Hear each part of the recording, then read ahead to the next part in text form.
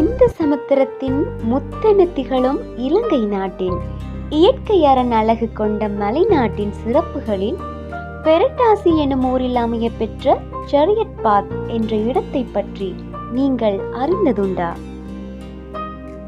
கண்டி நுவரெலிய பிரதான பாதையில் அமைந்துள்ள புசல்லாவ என்னும் நகரிலிருந்து இவ்வூருக்கு செல்ல பேருந்து வசதிகள் காணப்படுகின்றது. நுவரெலிய பிரதான வீதியிலிருந்து 500 மீட்டர் தூரத்தில் இடதுபுறமாக காணப்படும் ஒரு பௌத்த விகாரையுடன் ஒரு சிறிய பாதை ஆரம்பமாகிறது. இப்பாதையினை 20 கிலோமீட்டர் கடந்து செல்லும் போது இயற்கை அழகோடு பெரட்டாசி என்னும் புதிய உலகம் எம்மை வரவேற்க காத்திருக்கிறது. குறிப்பாக இரம்படை ஆஞ்சநேயர் ஆலயத்தில் இருந்து 2500 அடி உயரத்தில் காணப்படும் மலை தொடர்களின் மேலே நாம் செல்கிறோம் என்பதனை நாம் செல்லும் வழியிலேயே அறிந்து கொள்ளலாம். அம்மலைத்தொடர்களின் விளிம்புகள், அபாயகரமான சரிவுகள், அழகான நீர்வீழ்ச்சிகள் வருவோரின் கண்களுக்கு இயற்கையின் விருந்தாகும். இவற்றோடு கொத்மலை நீர்த்தேக்கம் அழகிற்கு மேலும் அழகு சேர்க்கின்றது.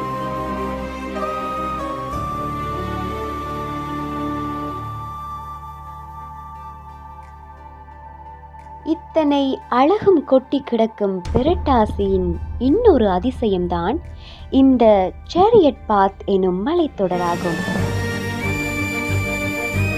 அதிகமானோர் அறிந்திராத இந்த மலைத்தொடரில் அப்படி என்னதான் இருக்கின்றது? ஏன் இந்த மலைத்தொடருக்கு சேரியட் பாத் என பெயர் வந்தது? இது பழங்காலமான இடமா அல்லது தற்காலத்தில் கண்டுபிடிக்கப்பட்ட இடமா? இப்படி பல கேள்விகளுக்கு நம்ப முடியாத மிகவும் ஆச்சரியமான வரலாற்றோடு பிணைந்த பல கதைகளை தன்னகத்தை கொண்டு மௌனமாக உறங்கி கிடக்கின்றது இந்த சேரியட் பாத் எனும் மலைத்தொடர். வாருங்கள் தொடர்ந்து பார்க்கலாம். கடல் மட்டத்திலிருந்து 7500 அடி உயரத்தில் காணப்படும் இம்மலையை சுற்றி பார்க்க 1999ஆம் ஆண்டு கொத்மலை வென்சன் ஆடை தொழிற்சாலையிலிருந்து வருகை தந்த வெளிநாட்டவர் ஒருவர் பெரட்டாசி ஊரில் வசித்த திருச்செல்வம், ஜெயக்குமார், ஜோசப் ஆகியோரின் உதவியோடு இம்மலைக்கு முதலில் சென்றார். அங்கு காணப்பட்ட இயற்கை அழகில் மயங்கி போன அவர் மீண்டும் ஒருமுறை தனது குடும்பத்தோடு ஒரு இரவு அவ்விடத்தில் தங்கி அம்மலை முழுவதும் சுற்றி பார்த்துவிட்டு வந்ததாகவும், அதன் பின்பு ஒரு சிலர் அப்பகுதிகளுக்கு சென்று வருவதாக அப்பகுதி மக்கள் கூறினர். 2012ஆம் ஆண்டு இந்தியாவில் இருந்து வருகை தந்த சித்தர் ஒருவரும் அவரின் குழுவினரும் ஒரு புத்தகத்தின் வழிகாட்டலோடு இம்மலைக்கு சென்று பார்வையிட்டதோடு பின்பு புகைப்படங்கள், காட்சி பதிவுகளை சமூக வலைதளங்களில் பதிவேற்றியதாகவும், இதன் பின்னரே வெளிநாட்டு உள்நாட்டு சுற்றுலா பயணிகள் இப்பகுதிக்கு வருவது அதிகரித்தது என இப்பகுதியில் வாழும் திருச்செல்வம் என்பவர் எம்மிடம் கூறினார். இவ்வளவு எதிர்பார்ப்புகளுக்கு மத்தியில் அங்கு என்னதான் இருக்கிறது?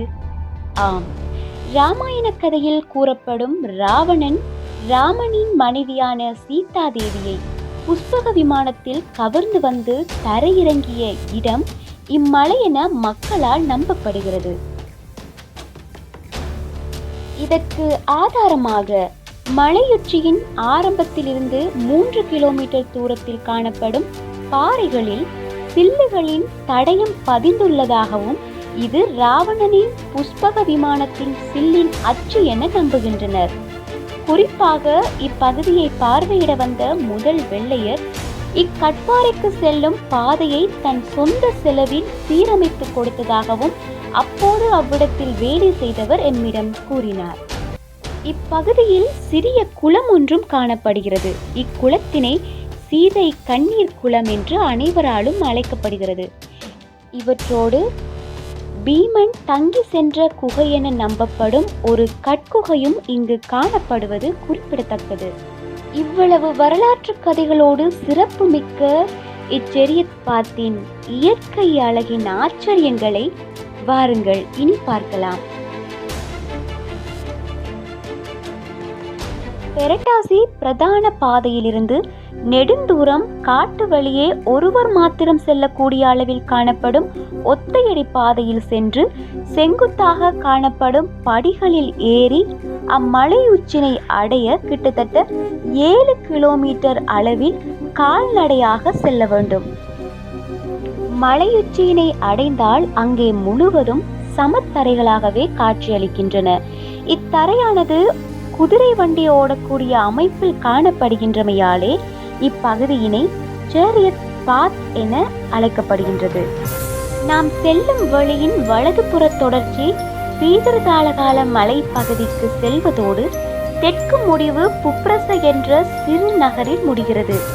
வலதுபுற பள்ளத்தில் பெரட்டாசி ஊரின் தேயிலையின் அழகு பச்சை பசேல் என விரிந்து கிடக்க மக்களின் குடியிருப்புகள், தேயிலை தொழிற்சாலை என அனைத்து இடங்களையும் இங்கே காணப்படும் கட்பாறையிலிருந்து ரசிக்கலாம்.